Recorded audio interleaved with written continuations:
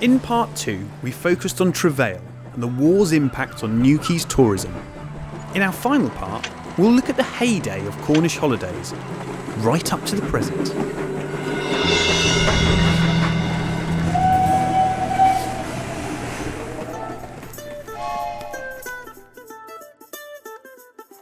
Following World War II and gliding into the 1950s and 60s, Newquay saw a real boom in tourism.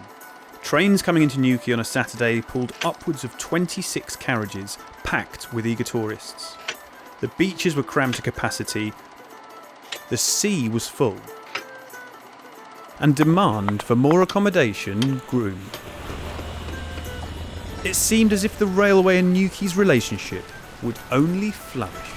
By the early 1960s, many railway lines were considered economically inefficient with the rising popularity of the motor car.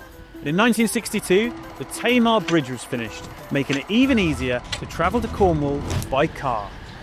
Noticing the decline in train travel, the government would close many of the UK's rail network. Many lines in Cornwall would become victim to this restructure. The Newquay to Parr line was under threat, but it was not tourism that saved it, it was the transportation of minerals and china clay. Newquay's railway was saved by its century-old original reason for existing. In the 1970s and 80s, there was a downturn in the UK holiday market due to the affordability of package deals overseas. In Newquay, the tourist industry struggled on, but with reduced revenue, and many hotels and guest houses fell into disrepair. We were contacted again by Len Shepherd, who had found a different perspective on the station's history. Tell us about Newquay Station.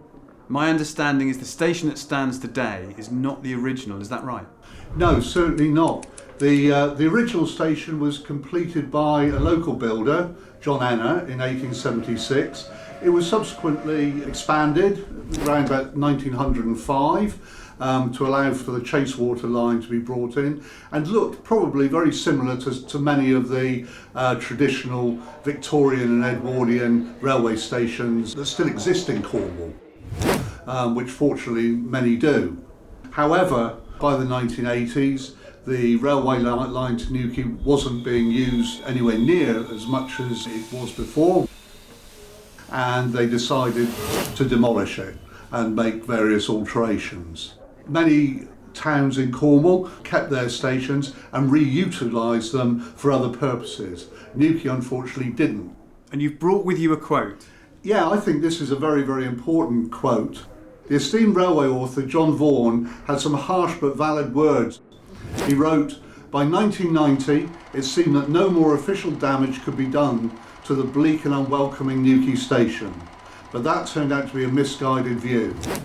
In 1992, the original granite station building was demolished to make way for car parking and a taxi rank.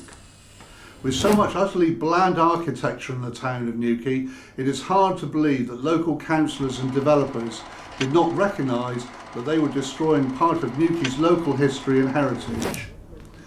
It is inconceivable that an innovative use could not be made of such a fine building. Sir John Betjeman, the late Poet Laureate and public transport fan, would have been appalled at such moronic actions." He wasn't pulling any punches, was he? No, he certainly isn't.